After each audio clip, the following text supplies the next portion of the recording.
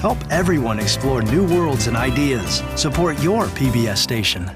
The HBI is on the move. Drones. These aerial robots are replacing manned planes. They're revolutionizing warfare by allowing us to see and kill from half a world away. And they're making science fiction a reality. Now, with unprecedented access to drone scientists, engineers, and pilots. Master armed. Nova reveals the technologies that make drones so powerful and the breakthroughs that are leading us into the future. Will drones soon replace even the most sophisticated manned planes and become a part of our everyday lives? It started out as a toy for my dogs to chase. The worry is that we'll have 30,000 drones crisscrossing the sky, accumulating all this information. They generate opposition both overseas and at home. I speak out on behalf of the rule of law. Now, enter a new chapter in aviation history as Nova takes you inside the rise of the drones. 3, 2, 1.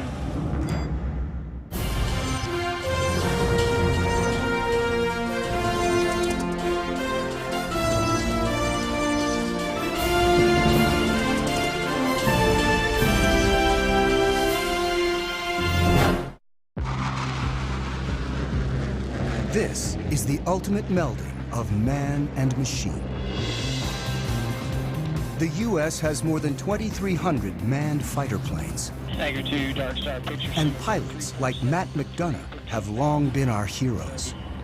The best fighter pilots that I've seen are the ones that can make a quick decision when things are happening very quickly. But a revolution is underway as manned planes are replaced by drones. Are we approaching a time when movies like The Terminator become our reality? Oh God, some machines are starting to take over. A time when machines fly, think, and even kill on their own. Drones are aerial robots that carry visual sensors, navigation systems, Target acquired. and sometimes even weapons. They come in all shapes and sizes and go by a variety of names. The United States Air Force uses the term remotely piloted aircraft. They are also known as unmanned aerial vehicles, or as the media likes to call them, drones. Already, the Pentagon relies on a family of more than 10,000 drones, usually to spy, but sometimes to kill. Small enough to fit in a soldier's backpack, the 3-foot-long Raven is the most widely used spy drone in the world. The stealthy Sentinel provided crucial intelligence in the raid to kill bin Laden. The killer Predator has flown thousands of missions since 2001. And the giant Global Hawk can stay aloft and spy for up to 35 hours. The military uses drones to support troops on the ground. 20 seconds. The CIA maintains a covert drone program to find and target individuals. The government claims drones have helped to eliminate up to 70% of Al-Qaeda's top leadership. They've been so effective, the Air Force predicts nearly a third of its attack and fighter planes will be drones within a decade. Planes can fly longer, they can pull more Gs, they can be more precise when they bomb if a human is not in the cockpit. We're entering a new era when the supremacy of even the most advanced planes is being challenged as engineers take the pilot out of the cockpit. Holloman Air Force Base in southern New Mexico is the largest Air Force training base for operators of remotely piloted aircraft. My name is Chad. I'm a captain in the United States Air Force. For security reasons, we've been asked to cover our last names to prevent us from potentially becoming a target of any kind. Captain Chad has flown remotely piloted aircraft in combat for 3 years, and now teaches pilots to fly the world's most famous killer drone. It's known as the MQ-1, or more commonly, the Predator. The Predator has changed warfare, but it's just a hint of what's to come. Where we are in terms of unmanned aerial vehicles is about the same place we were with biplanes right after World War I. We are at the very, very early stages of realizing what the potential of unmanned aerial vehicles are. Unlike complex fighter planes that are engineered for speed and agility, the Predator is built for endurance, so it needs to be light and efficient. It's the weight of a pickup truck or so, about 2,000 pounds, and it's balanced pretty evenly on the wheels. And with one hand here, I can lift it up and set it back down. The propeller-driven Predator cruises at only 84 miles per hour, and its four-cylinder engine burns about 300 times less fuel than a fighter jet. I can't say exactly how long it can stay up, but it is possible to stay up over 24 hours. A typical fighter plane can only fly for about 2 hours without refueling, and short, angled wings keep it fast and maneuverable. But the Predator hovers 5 miles up, often in uncontested airspace, and its long wings maximize lift. So as you can see, it's got some flex to it. With no pilot to protect, a remotely piloted aircraft is much lighter and simpler than a manned plane. On a fighter, the pilot's support equipment and ejection system alone weigh as much as a Predator, which in place of a cockpit has a satellite control system. It's essentially the brains of the aircraft. It gives us the ability to communicate, control, keep link with the aircraft, and navigate it.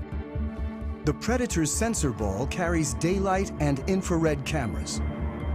We can easily make out people from 5-6 miles away. The sensor ball also guides the Predator's 2 Hellfire missiles. From right here, we fire the laser, and the laser spot hits the ground, and then once we fire the missile, this is the seeker, so this seeker will find that laser spot on the ground and travel to that spot, giving us a very precise capability of employing weapons. When conducting missions, remote pilots work out of small trailers on the ground. They control the Predator by satellite. This link is what makes it possible to take the human out of the cockpit and fly from virtually anywhere on the planet. It's tight, about the size of a normal shipping container. And a shift, it could be anywhere from 2 or 3 hours up to 8 or more hours, depending on the situation. From trailers like this, pilots of the Predator and its larger cousin, the Reaper, have killed thousands of individuals since 2001. In this clip from Iraq, a Predator pilot sees 2 insurgents firing mortars towards a coalition airbase. He tracks them and finally shoots. Flash. The pilot's role is to support troops on the ground and go after threats while trying to minimize civilian casualties. With such high stakes, pilots like Chad need ongoing training. Today, he'll be flying the Reaper in an exercise 50 miles away in the New Mexico desert. All right, Greg, you're gonna be my HVI. I have Shadow on station. He's gonna be watching you. You're gonna be on a group of former soldiers working for a company called Rally Point will run an exercise in which Chad will hunt down insurgents in a mock village. Or strike you there. Once you die, stay there, drive. 2 will play insurgents, and 1 will be a soldier on the ground communicating with Chad. About to take off now, so we're going to push the throttle up. And there we're up in the air. The training mission offers a rare glimpse into the mechanics of how the U.S. uses drones to support troops and prosecute its war on terror. The goal is to make it as realistic as possible so pilots can avoid mistakes when in battle. They should be checking in here probably in the next 20 minutes or so. It's going to be a MQ-9 Reaper. Check. If they're at 25,000 feet, which they generally work, we're not going to be able to see them at all. It takes about half an hour to reach the mock village. Drones like the Reaper can fly on their own using autopilot and preset GPS locations. But the Air Force still keeps human hands on the controls at all times. People have this concept of either it's a manned plane and the pilot's doing everything, or it's an unmanned plane and it's something out of the Terminator movies. The reality is It's in the middle right now for both the manned and the unmanned planes. Our mind tries to put it in terms of robot or human, but the reality is a mix. As Chad pilots the Reaper, his sensor operator, Jay, controls the cameras and lasers. On the ground, the fake insurgents enter the village as the Reaper hovers miles above. Bones 3-4, Rally 2-0, stay status. Rally from Bones 3-4, we have eyes on the target. Chad gets direction from the soldier, whose handheld receiver and computer allow him to see what Chad sees. Chad's call sign is Bones. The soldier goes by Rally. And Rally from Bones, we have 2 packs moving around inside the northwest corner of the compound. Bones 3-4 from Rally 2-0, continued shadow. The soldier directs Chad and Jay to follow an HVI, or high-value individual, dressed in black. Rally from Bones 3-4, looks like the one individual wearing black is now getting on the motorcycle and departing the group. Depending on the situation, the decision to kill comes from an intelligence officer who could be anywhere, a battle commander on the ground, or sometimes the pilot. Bones 3-4 from Rally 2-0, looks like that personnel is stopping. Bones 3-4, that's A-firm, that's what we got up here. All right, what I'd like to do is go ahead and prosecute 9-line Bravo 1. Copy. Master armed. The sensor operator targets using the laser. This will be a run against the target under our crosshairs. 10 seconds to release. Sensor, you ready? Copy.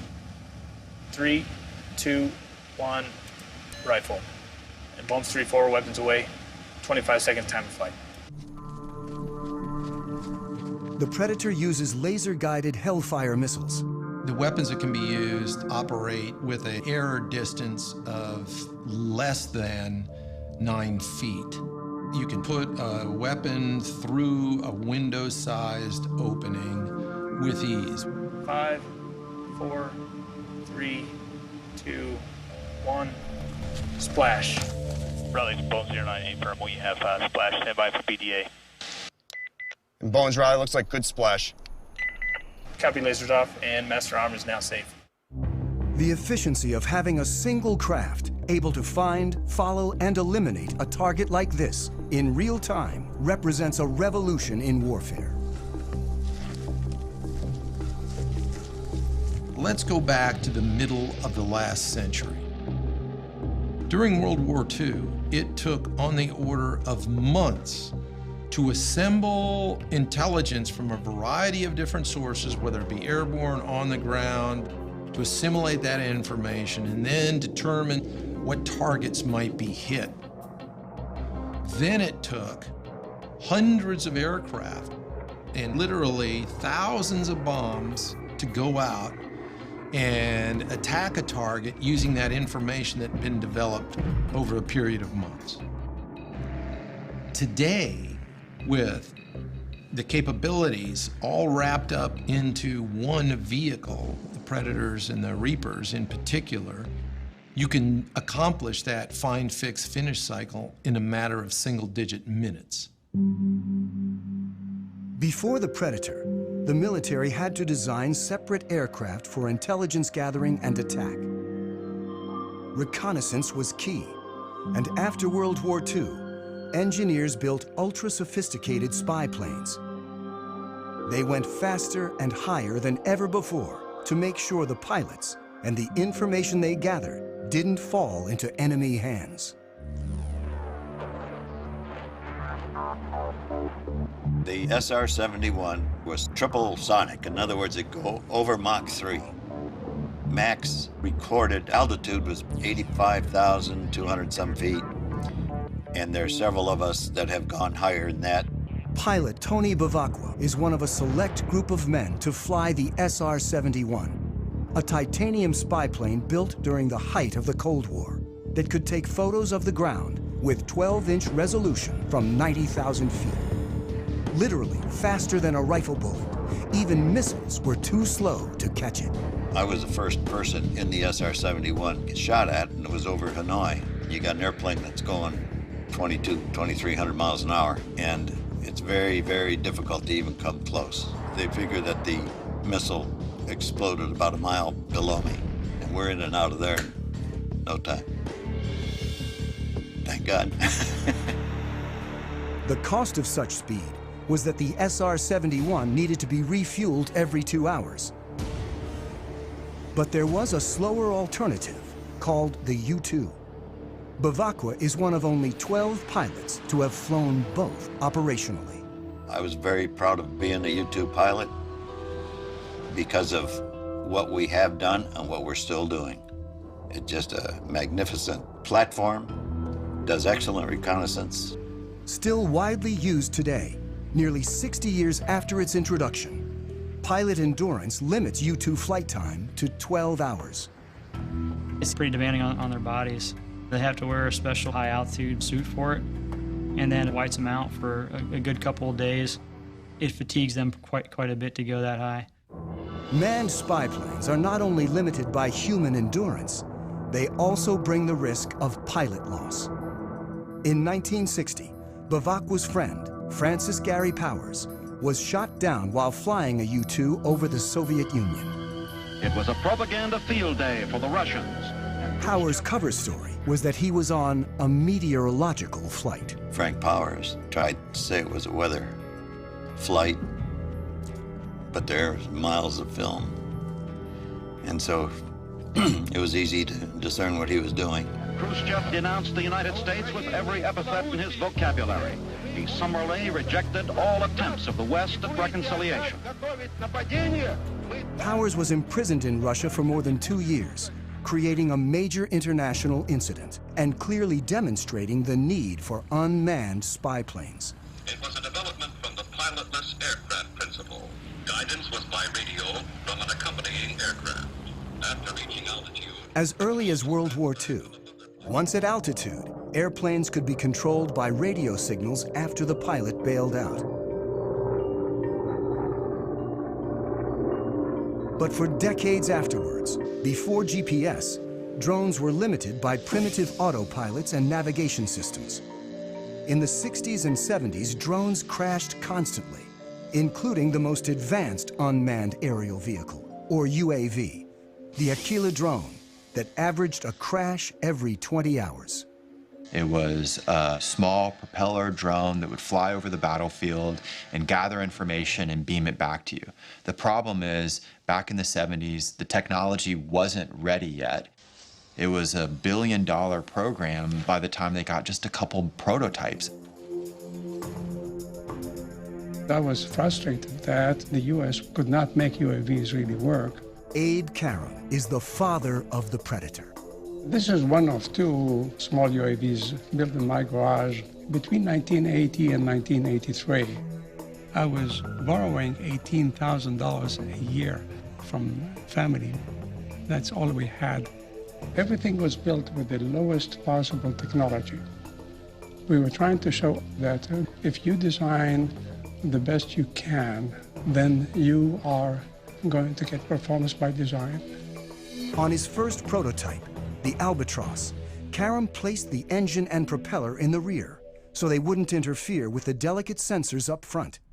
And the inverted tail is also still visible on its famous descendant. Down-deflected tails are there to protect the prop, so when it tilts back, it's hitting the skids and not hitting the propeller. An ex-fighter jet engineer, today Karam designs and builds planes at his company in California.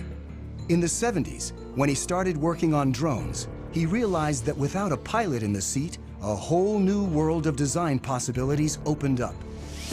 Other unmanned aerial vehicles of the time were still too closely modeled on manned aircraft. I said, I don't like what I see. I'm not going to take the engine, and I'm not taking the prop, I'm not taking the landing gear, I'm not taking the computer. Karam believed that efficiency and lightness were the key to creating an affordable, high-endurance UAV. So first, he gave his craft long wings to prioritize lift over speed.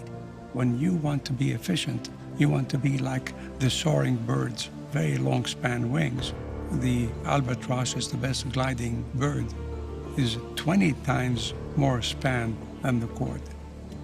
And my albatross the UAV Albatross was close to that. Karam built the Albatross from scratch in his garage. He modified a go-kart engine to burn only 1/10 of a gallon of fuel an hour, and Albatross soon evolved into Amber, a 15-foot-long, 28-foot span UAV with 38-hour endurance. Karam relied on seed money from DARPA, the Defense Advanced Research Projects Agency. Its early investments in artificial intelligence and other technologies led to countless civilian uses and made modern UAVs possible. In the 1970s and 1980s, with significant DARPA impetus and some DARPA funding, a variety of new technologies emerged, including the Global Positioning System, long-range data links, lightweight computer equipment, and composite materials, as well as satellite communications and digital flight controls. The Albatross, the Amber, were the harbingers of the modern era of UAVs. We were a total team of 3 people, and we proved a lot of what we wanted to prove. Secretary of the Navy and the head of DARPA, they said, okay, you fly 500 hours, how many are you going to crash? We ended up not crashing any in the 500 hours we did for the military. Karam's Amber prototype never went into full production. But after a number of incarnations, by the mid-90s, his design became known as the Predator. Do not handle the missile by the strakes, wings, fins, seeker head, rocket motor, nozzle seal, umbilical connector housing during loading to prevent damage to equipment and or injury to personnel. My UAVs were not meant to be armed. It was really built for the Cold War, when we had the big tactical challenge with so much artillery on their side, so much artillery on our side. Ready? With 2 large armies facing off, UAVs could be used for espionage, but not attack. Then, after 9/11, America started targeting individuals. Now we are fighting non-state enemies, so it starts making sense to arm the UAV, which is not my intention in the beginning. In October 2001, an armed Predator changed warfare forever. I was the commander of the air operations against Afghanistan, where we actually used, for the first time, a weapon off the MQ-1 Predator. The advantages were enormous, order of magnitude beyond where remotely piloted vehicles had been just 10 years prior in Desert Storm. Since this initial strike, drones have proven so effective that the Air Force is now training more remote pilots than manned fighter and bomber pilots combined. So, play on the scenario? At Holloman Air Force Base in New Mexico, instructor Major Jason teaches this new generation of pilots. Adam 03, loud and clear. The stakes are high when operational, so they begin on video simulators. He invents practice scenarios programmed using Xbox video game controllers. Adam 09 from Viking 01, you're cleared hot. Stuff that we can't do in the real plane, I can do anything here, because the world's whatever I want it to be. 3, 2, 1, rifle. It's a controlled environment, and we want them to learn here, so that way when they do go operational, you know, they've already made all those mistakes. Pilot, it doesn't look like I ever turned the laser on, so I don't know where the missile went. How did that happen? If that would have happened in real world, that'd be a really, really bad day. Unlike fighter pilots who train for a minimum of 2 years, remote pilots learn to fly their increasingly automated drones in less than 1. The FAA did a study recently that showed that pilots with real flight experience in manned aircraft are actually worse UAV pilots than those that have no flight experience and really come in off the street. You actually bring in a skill set that you don't need and a set of expectancies that you shouldn't have when you're flying a UAV if you came from a manned aircraft. So the Air Force is taking officers off the street with no flight training and putting them through the program, and they've been very successful. They come here, they never went to pilot training like I did. They're here for a few months and then they have to go operational, so it happens real fast. Adam 09, rifle, time of flight, 15 seconds. And when pilots go operational, despite being half a world away from the action, it all feels very real. Adam from Viking 01, copy splash. It's not like a video game at all.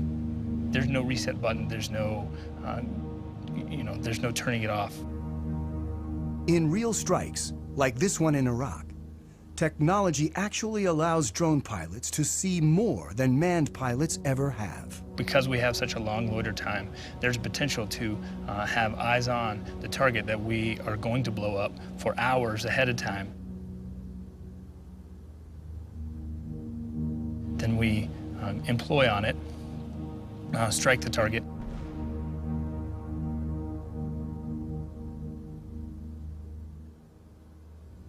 And then stick around for another few hours to watch what happens afterwards. You have to stay there and then stay plugged in and stay focused on the destruction that you just caused from your aircraft. In 2012 alone, the U.S. carried out hundreds of drone strikes across 4 countries. Afghanistan is the only publicly authorized war, while strikes in Pakistan, Somalia, and Yemen are covert CIA operations performed without putting American lives on the line. The technology has enabled us to set aside some of the risk factors of sending a pilot in harm's way. So it's meant that we've conducted a lot more strikes that would have been more problematic if we were using manned systems. The U.S. claims drones have decimated al-Qaeda's top leadership while causing limited civilian casualties. But the facts are hard to come by. We know fairly well how many strikes are occurring. What we don't know is the details, who the targets were, whether they were actually eliminated, or whether some other people were killed, because verification is very difficult.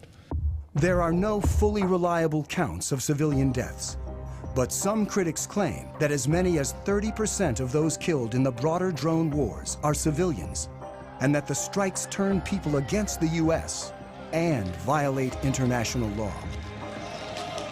After more than 10 years of attacks, the U.S. officially acknowledged its use of drones to target al-Qaeda members in April 2012, when presidential advisor John Brennan gave a speech. The United States government conducts targeted strikes against specific al-Qaeda terrorists, sometimes using remotely piloted aircraft, often referred to publicly as drones. He was met with a strong reaction. Hundreds of innocent people we are killing with our drone strikes in Pakistan and in Yemen and Somalia. They deserve an apology from you, Mr. Brennan. I speak out on behalf of the Constitution, on behalf of the rule of law.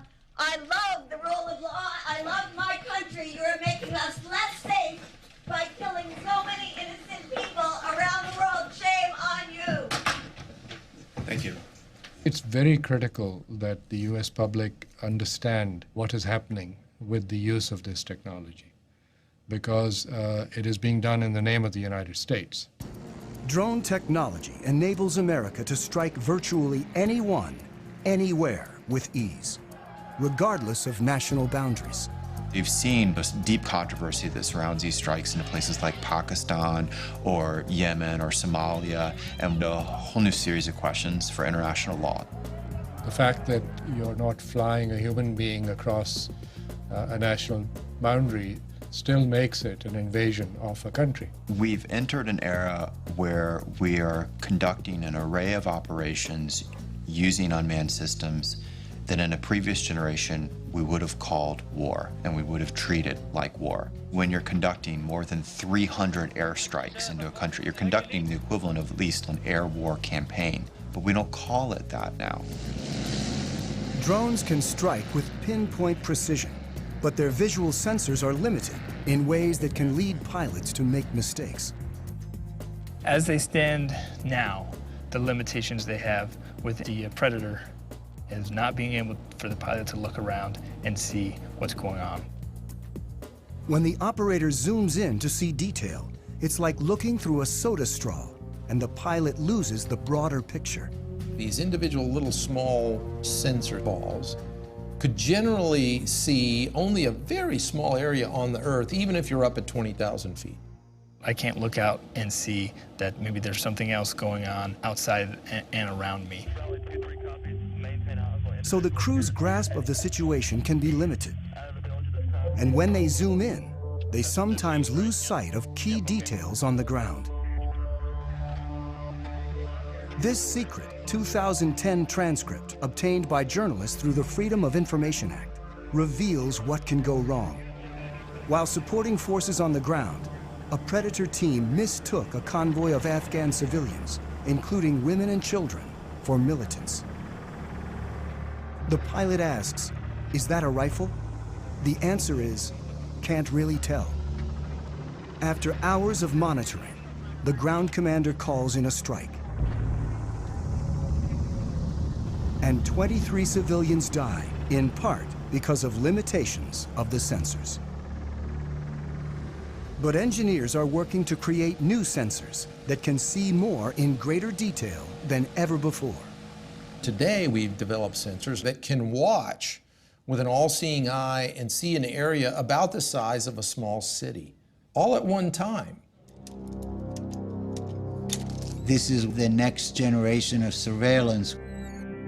For the first time, we actually have permission from the government to show the basic capabilities. It is important for the public to know that some of these capabilities exist. Engineer Yanis Antoniadis designed the new sensor, known as Argus. With 1.8 billion pixels, it's the world's highest resolution camera. Argus fits inside this pod that attaches to the belly of a UAV. But because much of the work is classified, we can't see the sensor itself. Because we are not allowed to expose some of the pieces that make up the sensors, so you get to look at pretty plastic curtains. Also known as Wide Area Persistent Stare, Argus is the equivalent of having up to 100 predators look at an area the size of a medium-sized city at once. This image was taken 17,500 feet above Quantico, Virginia, and covers 15 square miles. This whole image is at a very, very fine resolution. So if we wanted to know what is going on in any spot along this image, say near this building at this intersection, we can generate a moving image that shows what's going on in the area. Simply by touching the screen, Antoniadis has opened up a window showing a detailed area, while still maintaining the broader context. And everything that is a moving object is being automatically tracked. The color boxes represent that the computer has recognized the moving objects. You can see individuals crossing the street. You can see individuals walking in parking lots. There's actually enough resolution to be able to see the people waving their arms or walking around, what kind of clothes they wear. And you could pick the location of where you produce these images anywhere in the entire field of view. Antoniadis can open up to 65 windows at once and can see objects as small as 6 inches on the ground. From even 17,500 feet, the white thing that you see flying around is a bird. Argus streams live to the ground and also stores everything, 1 million terabytes of video a day, which is the equivalent of 5,000 hours of high-definition footage.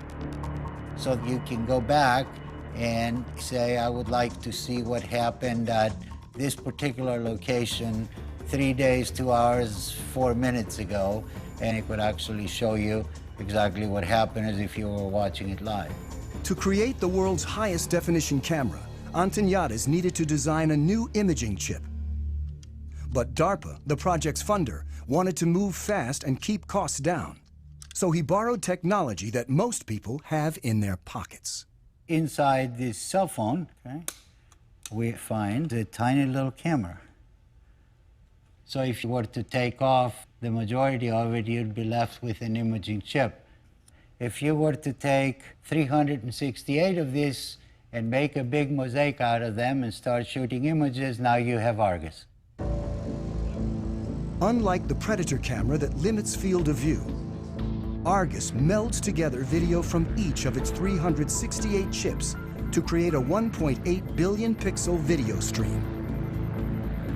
This makes it possible to zoom in and still see tremendous detail. Whether Argus has been deployed in the field is classified. I'm not at liberty to discuss plans with the government, but if we had our choice, we would like Argus to be over the same area 24 hours a day, 7 days a week. That's not very easily achievable with manned platforms. This is where UAVs come in, and they're absolutely the perfect platform. Argus may be mounted on an armed UAV like the Predator, a long-range platform like the giant Global Hawk, or a development craft called the Solar Eagle that may someday stay aloft for years at a time. The U.S. Air Force right now has the ability to archive every single video that comes off of every single UAV.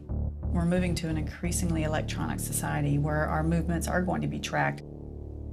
While technologies like Argus are expanding the reconnaissance power of UAVs, unmanned aircraft remain vulnerable in other ways. The Air Force's large drones still crash more often than manned planes. The $100 million Global Hawk is nearly 3 times more likely to crash than the U-2 it was designed to replace.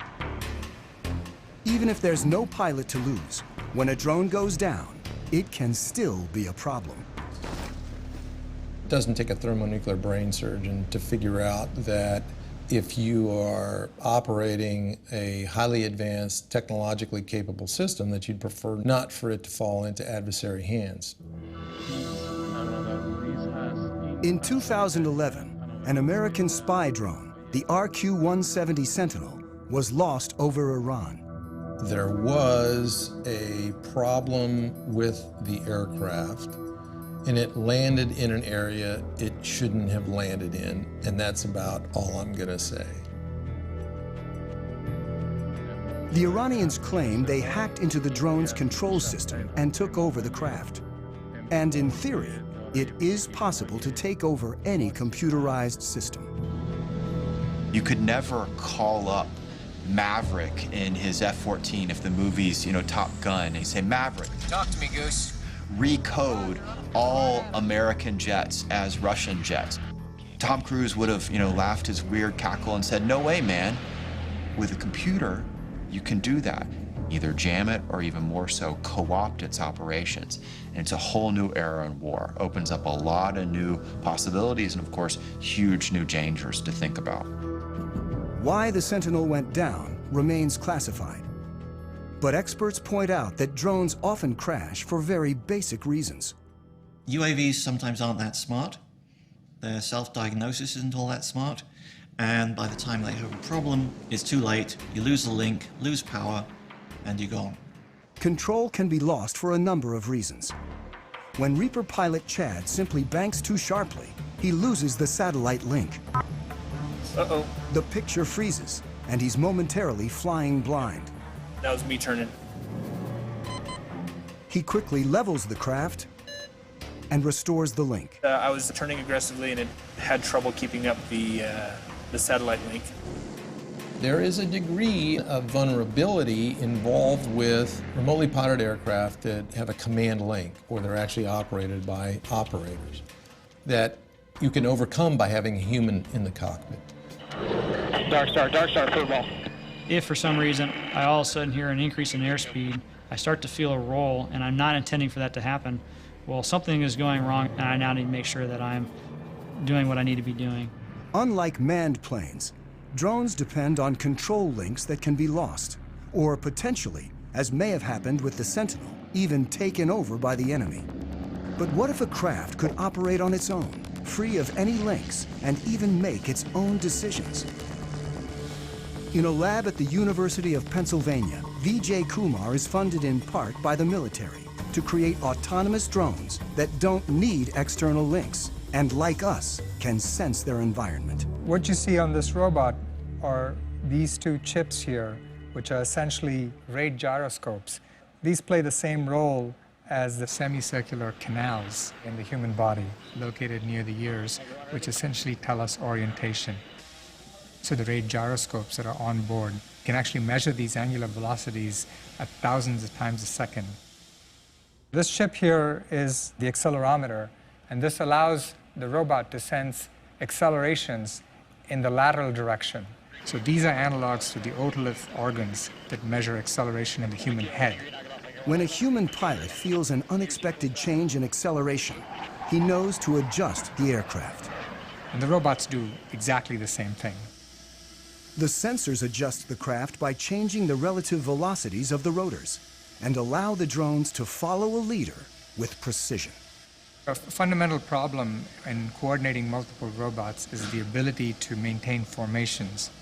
What a robot has to do is determine where its neighbors are and figure out what the relative position is, and then monitor that relative separation very carefully. You only need to tell one robot how to move, and the other robots essentially maintain formation by just keeping a specified relative distance. In the figure eight, they come within inches of each other, so they have to combat aerodynamic effects from their neighbors, and they have to have very, very precise control. And all that is done autonomously. The precision of the robots allows them to do some things more quickly and accurately than human pilots can, like predict the movement and the shape of an object and adjust accordingly. In terms of acrobatics, I think it'll be hard to beat what a robot can do. The neuromuscular system in the human body, there may be delays of the order of 80 milliseconds to 200 milliseconds before you actually take an action in response to what you see. Well, robots have this unfair advantage. They can do these computations hundreds of times a second. So your delays are of the order of a millisecond and perhaps even less.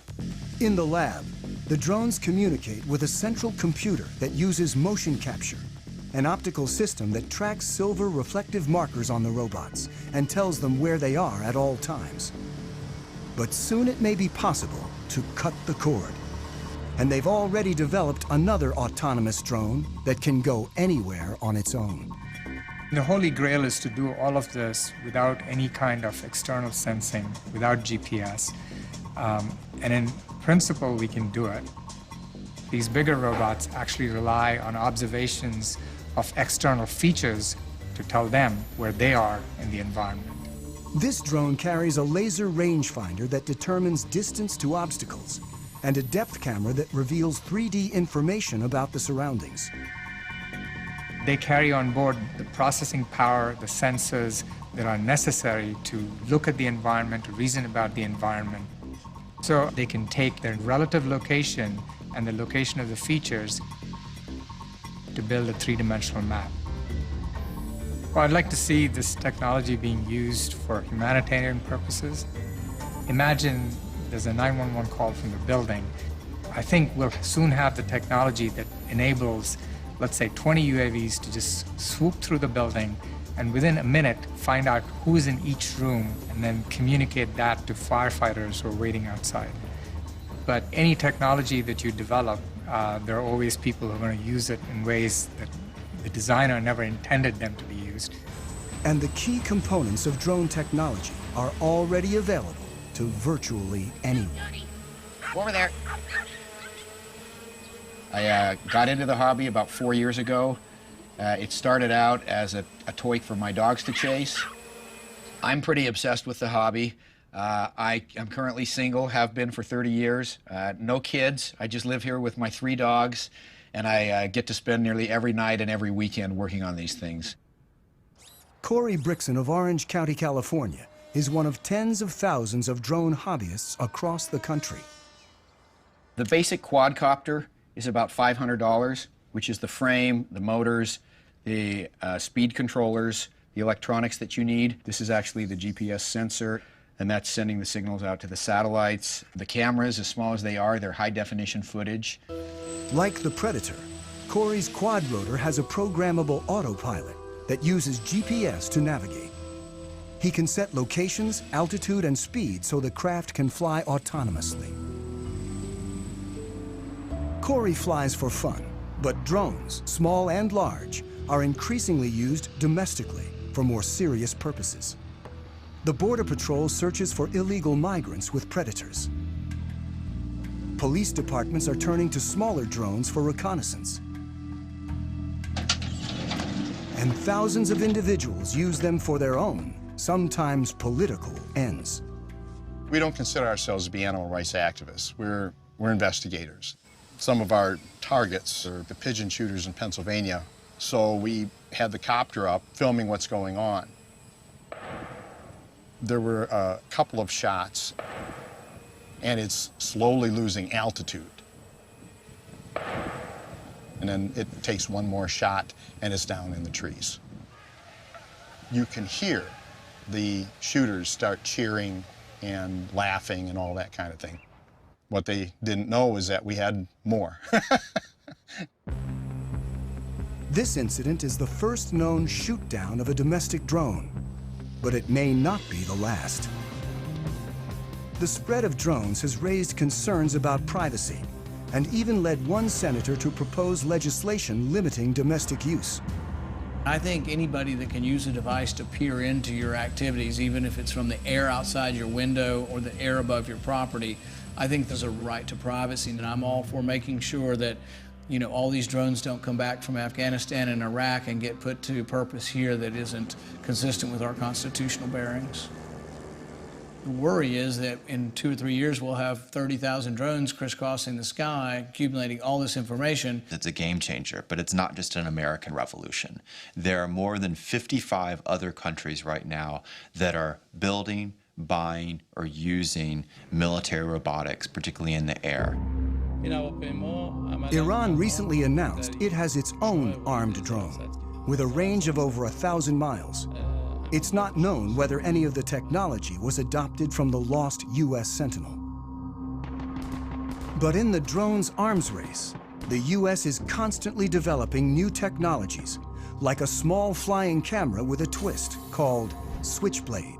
The Switchblade will launch out of this tube, and the wings, the tail, the propeller will all spring open. That's why it's called Switchblade. And so when the operator finds the target by looking into the viewing screen, he'll then send a command to the Switchblade that'll enable the Switchblade to basically hone in on that target and detonate its explosive charge upon contact. It's a tool that our customers are very excited about, and it's a tool we think will protect our forces and help save innocent lives. Switchblade's already been deployed, and a killer drone that may someday replace a manned fighter is on the horizon. And it's really about a decade ago, some folks got together and they said, what if we want to put unmanned aircraft on an aircraft carrier? How do we do that? This X-47B prototype is the world's first tailless fighter-sized drone. But it's still a year or two away from its first goal, to take off and land on an aircraft carrier. We're maturing the technology required to take this unmanned vehicle to land on the flight deck autonomously. We're focusing on the mechanics of landing the aircraft, where you have a predetermined position that you're targeting to, and the aircraft can react very quickly to changes in that environment to put itself on that pre-planned position. The system has a lot of sensors, a lot of instrumentation on it, so it knows how all of its subsystems are behaving. It knows how its engine and all of its control surfaces are performing at any time. It'll turn where we expect it to turn, it'll come back when we expect it to come back, and it'll land on the runway that we planned. Drones are no longer just eyes in the sky, and someday UAVs like the X-47B may be involved in sophisticated attacks alongside manned jets. It's the idea of the mix, the team working together. That's probably the future. You won't see every plane on the aircraft carrier be one of these. So right now the vision is, oh, we'll just have 1 or 2. But when they get them and maybe they prove more useful, then it may be, well, we don't want 1 or 2, we want a squadron. It's a lot like if you look at the first use of mechanized forces. Originally it was lots of horses and just a couple of trucks and tanks, and then you saw things change and change and change over time. We'll probably see the same thing happening with robotics. As drones like the X-47B mature, they'll become more autonomous, likely conducting bombing runs, then more complicated air-to-air operations. Even as policymakers debate the rules of engagement for drones, technology is moving forward toward a time when drones might operate with intelligence that more closely resembles our own. But for now, they can't do what a pilot can. When you get an aircraft like this over hostile territory, you'll have potential targets or threats that will pop up unplanned. So what we haven't done yet is develop the technology that would then react to those unplanned targets or threats. Thank you very much for coming to Pax River today.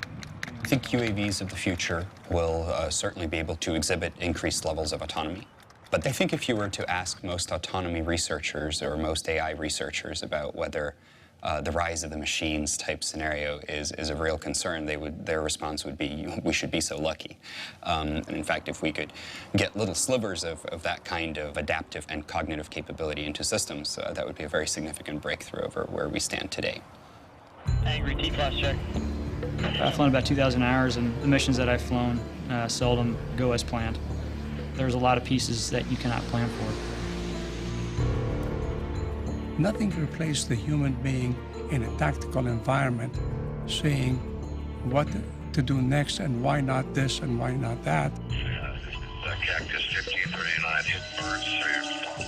An Airbus 320 with 150 passengers goes into a flock of Canadian geese and needing to land. I can't do it. I'm going on the Hudson. You want to be in a robotic 320 in that situation? Or do you want Sullenberger to land you? Because you can't anticipate everything. This ability to respond to the unknown may be the final hurdle if drones are ever to fully replace manned planes and start making decisions on their own. I think we're far, but let me say, I am the last guy who says, impossible. As human ambition drives innovation forward, the only thing that's certain is that the Predator and other drones of today are nothing compared with what's to come. Ultimately, DARPA's mission is the creation and prevention of strategic surprise. So if we are successful, we will all be surprised. Historically, you look at when the Wright brothers first flew in 1903. 100 years later, we were actually flying remotely piloted aircraft. So we're kind of on the ground floor now. There's nowhere to go but up.